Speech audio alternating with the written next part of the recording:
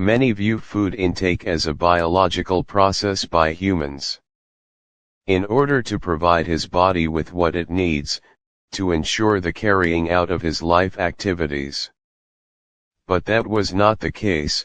For many peoples, food has a social, cultural, emotional, and religious connotation.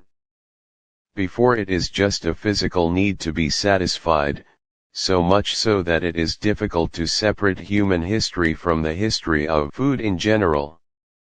Food has been one of the most important signs of urbanization through the ages. Did you know that the holder of the book is more dangerous than the holder of the arms?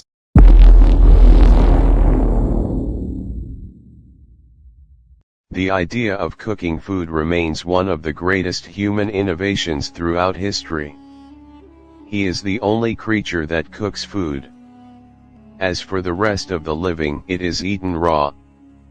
Fire, according to Charles Darwin the biologist, the greatest discovery made by man after language. But there is disagreement among scholars about the date of the beginning of the regular use of fire in cooking food. Some estimate that it happened 500,000 years ago. Based on the discovery of the remains of a stove in Wonderwork Cave in South Africa. Others believe that the process of habituation is relatively recent. It dates back to the Upper Stone Age, about 40,000 years ago. It is the time when humans knew the life of the caves. Whatever it is, the modern era, specifically in 1825, retains the first patent for a gas stove in the United States of America. It remains scientifically proven that cooking improved the taste. It makes it soft and easy to chew.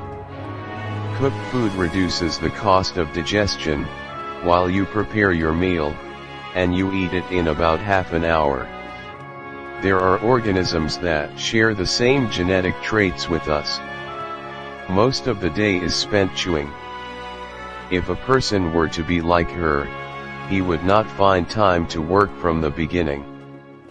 That's why cooking food seems to be a vital reason to make us human. Throughout history, food has had a class connotation. In the culture of Mesopotamia, the rich ate 4 meals a day, 2 main meals, one in the morning, and the other with sunset, with 2 snacks, while the poor and toiling workers and peasants are satisfied with only 2 meals a day.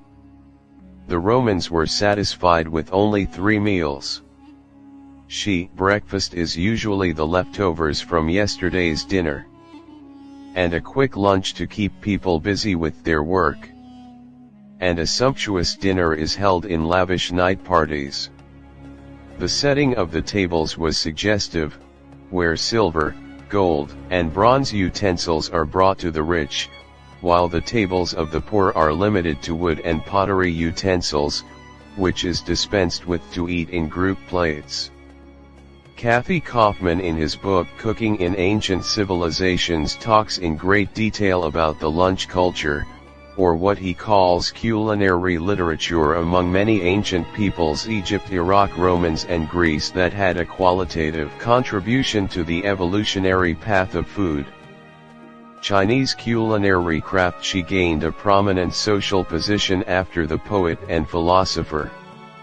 Others considered it a military rank because of the responsibilities entrusted to its owner in feeding the armies to defend the state.